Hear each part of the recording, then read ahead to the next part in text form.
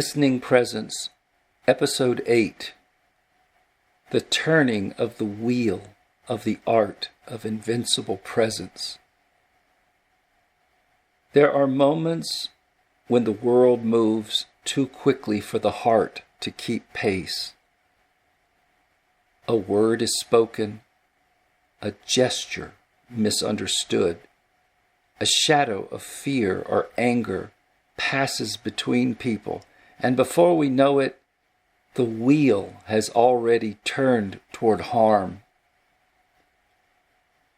In ancient traditions, the turning of the wheel was a way of speaking about the moment when wisdom enters life. The moment a teaching is not just heard but lived. In the Art of Invincible Presence, this wheel is always available to us.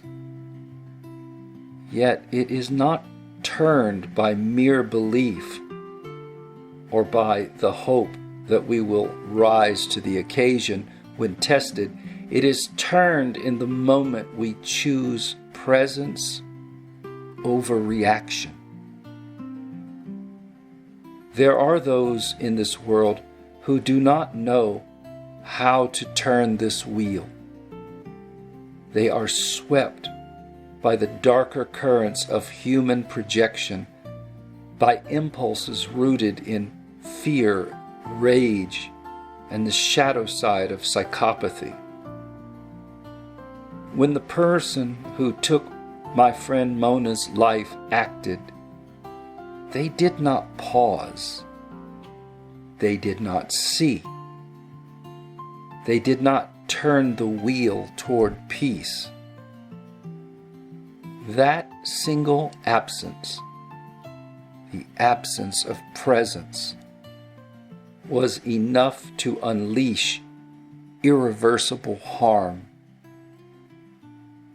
And so, the teaching here is not abstract. It is urgent. Every one of us will be given moments, large and small, in which the wheel is in our hands. It may be in a crowded street when someone bumps your shoulder. It may be in the middle of an argument when a biting remark rises to your lips. It may be when grief itself tempts you towards bitterness. Turning the wheel means choosing the direction of peace before the momentum of reaction carries you elsewhere. The practice I offer you is as simple as it is profound, and it is something you can do anywhere at any time without anyone knowing you are doing it. The moment you feel the rise of reaction, the tightening in the chest, the heat in the face, the restless mind, pause. Take one breath to see what is here.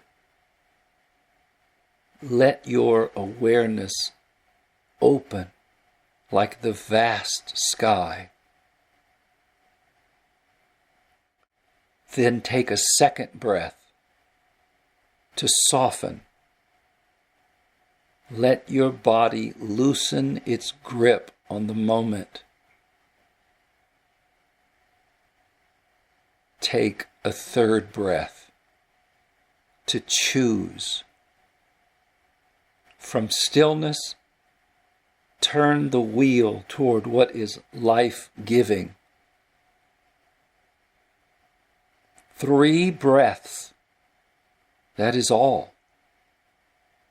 And yet within them is the difference between escalation and peace, between harm and healing, between the path of the one who lashes out and the path of the one who stands in presence, you will find with practice that these breaths begin to shape you from within. They form a rhythm, a quiet readiness. They train your hands to hold the wheel wisely when the currents of life pull at you. And in this way, each of us can become a living turning of the wheel, not waiting for the world to slow down, but bringing the still point with us into its very center, where all is still.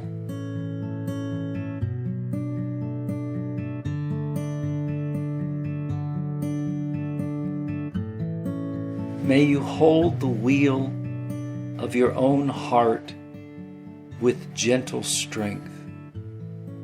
When shadows rise and voices sharpen, may you feel the breath return you to what is whole. May your seeing be wide enough to take in the pain without becoming it, and your choice steady enough to guide you toward what heals. In every moment, may you remember that peace is not a gift the world gives. It is the gift you bring to the world. Part 2. Breaking the loop, turning the true wheel. There is a reason the wheel is so difficult to turn toward peace, and it lies in the hidden loop that governs most human reactions. It begins with longing, the quiet ache to be seen, to feel connection, to belong.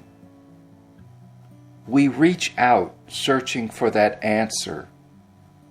But the world is imperfect, and so often what we find does not fully meet the need. A wall appears. Disappointment sets in. Disappointment ripens into unrest, a tightening inside. We look for relief, and often we reach for what is easiest, a distraction, a habit, a familiar escape. It soothes for a moment, but then comes the aftertaste, the return of the longing, the return of the ache. And so the loop begins again. Another attempt, another wall, another cycle of unrest. For some, it goes on for years. For others, for a lifetime. In the most tragic cases, the loop deepens into bitterness, blame, gossip, and even violence. The path of the one who does not know how to turn the wheel. But there is a point, a single point, where this loop can be broken. It is the moment of stillness before the next turn, the moment when you see the pattern clearly and choose not to feed it. I call this point silence, center, and distance. Silence, to stop adding your own noise to the moment. center, to gather your awareness into your own steady heart. Distance, to step back just far enough to see without being swallowed. And from here, a new wheel begins. A wheel made not of longing and reaction, but of principles that anchor you in presence. This is the tenfold wheel of non-reactive intelligence, the art of invincible presence itself.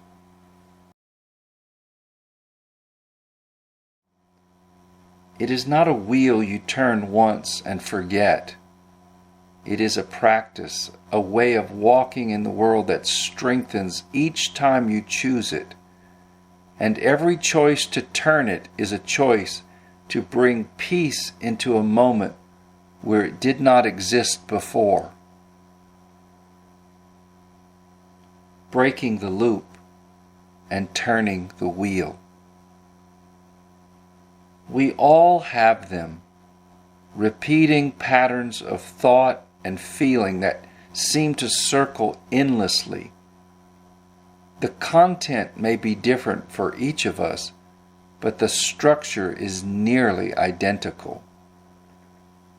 Step 1 is the core longing. It begins with a desire deeply inside to be seen, to belong, to feel connected, validated, or valued. Step 2, seeking fulfillment. This is where we turn outward, looking for someone, or something, some achievement or experience to satisfy our longing. Step 3, hitting the wall.